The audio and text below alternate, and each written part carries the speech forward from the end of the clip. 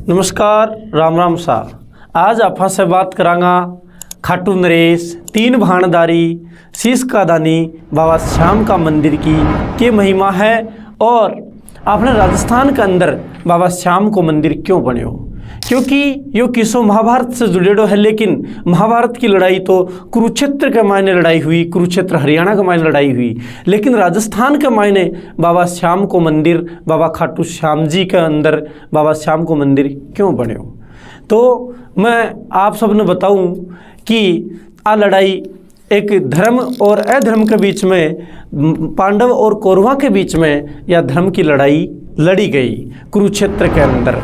अब कुरुक्षेत्र में हुई कहीं कि द्वापर युग के मायने यह लड़ाई हुई और जो आज आपा जिन बाबा श्याम के रूप में पूजा, जिन आपा खाटू नरेश के रूप में पूजा, बाको नाम वास्तविकता में कोई और ही नाम हो बाको बर्बरिक।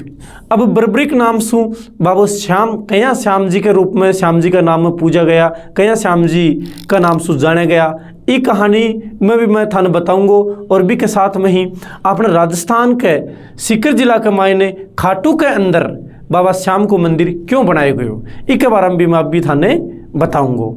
तो पहली बात करा आपा कि भीम, पांडव भाई भीम के परपोत्र के रूप में घटोत्कच के घर जन्म हुयो बर्बरिक नामक पुत्र को, और माता को नाम अहलवती हो, माँ को नाम अहलवती हो।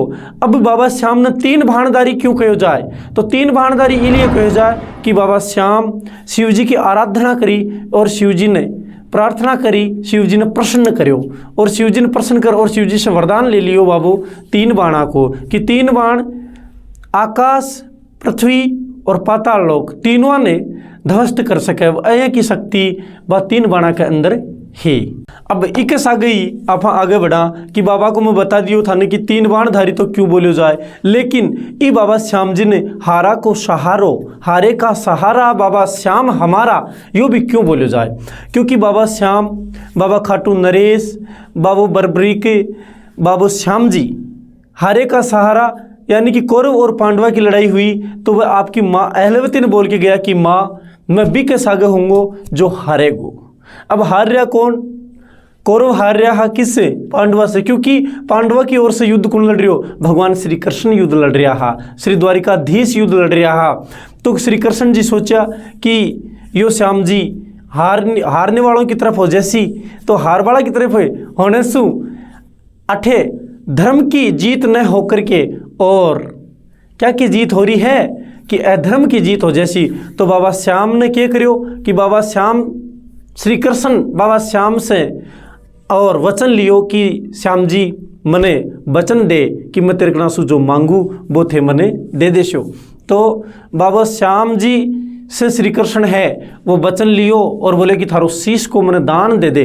तो अंतिम इच्छा श्री कृष्ण पूछो बाबा श्याम से कि बोल तेरी अंतिम इच्छा क्या है। जना श्री कृष्ण ने बर्बरिक बोलियो कि भगवान मैं यो महाभारत को युद्ध देखना चाहूँ। तो महाभारत को युद्ध देखने के लिए श्री कृष्ण माँ भगवती से आराधना करी, माँ भगवती से प्रार्थना करी कि माँ भगवती ये बर्बरिक ने थे अमृत पिलायो जाए और इन अमर करो जाए। तो विकासीस ने अमृत पिलायो गयो और मृत बर्बरिक है वो वापिस जिंदो हो जाया है और जिंदो होकर के और वो युद्ध देखा है पूर्व महाभारत को।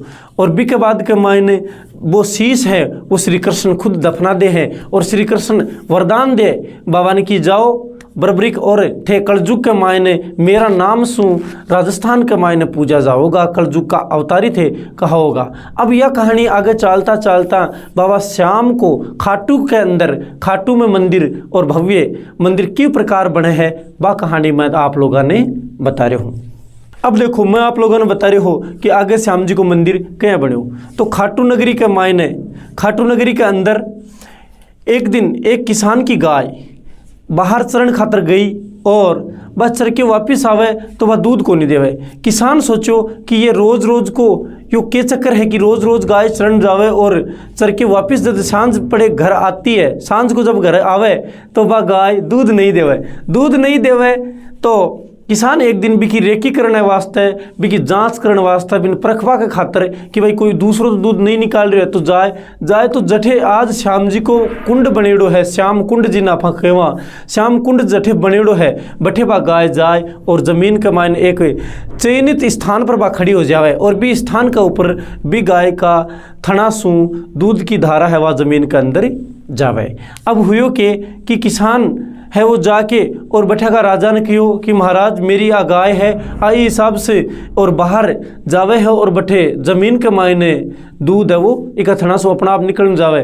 तो वो राजा बोलियो कि भागो यहाँ से, आप मेरे से मजाक कर रहे हो। तो किसान बोले नहीं नहीं महाराज मैं मजाक नहीं कर रही हूँ, बिल्कुल सत्य है ये कहानी। तो वो वापिस राजा है वो किसान के साथ में आवे और देखे कि बा गाय दूध है वो धरती के अंदर अपना थड़ासू गिरा बा लाग रही है। अब हुयो कहीं कि राजा आदेश करियो आपका सैनिका ने कि भाई अठे खुदाई करी जाए। तो थोड़ी खुदाई हुई और फिर ज़मीन से आवाज़ आई कि भाई धीरे धीरे मेरे सर में चोट लग जैसी।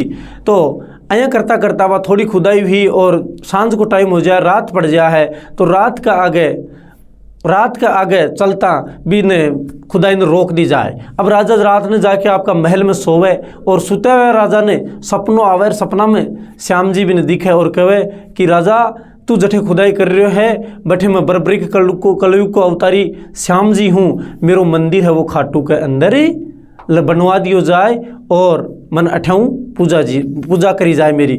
तो फिर क्या हो कि राजा है वो सुबह जावे, लोगों ने बतावे तो थोड़ी खुदाई करें तो बठे वो शीश है बाबा श्याम को प्रगट हो जावे। और भी दिन सु लेकर आज तक भगत है वह फाल्गुन की देवउठनी एकादशी वो शीश है वो बाबा श्याम को बन मिले है। तो एकादशी को बाबा श्याम को मेड़ो भरे है।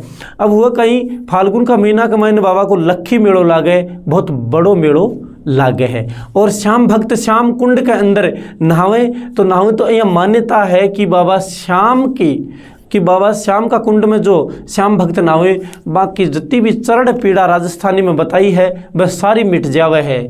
चरण पीड़ा जिया कि अब को चर्म रोग है, बाको कोई भी काया को कष्ट है वह सारा कट जावे है।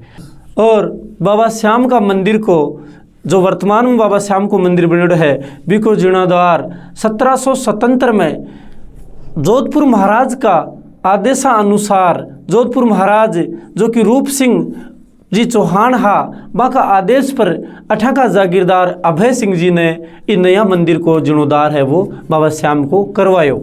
और भी दिन सु आज तक चौहान गोत्र का जका राजपूत है वह बाबा श्याम की पूजा और अर्चना और आराधना करे है। और हमारा ई प्रकार का और भी थे वीडियो देखने खातिर हमारा ई चैनल ने लाइक कर जो, सब्सक्राइब कर जो, शेयर कर जो। जय श्री श्याम।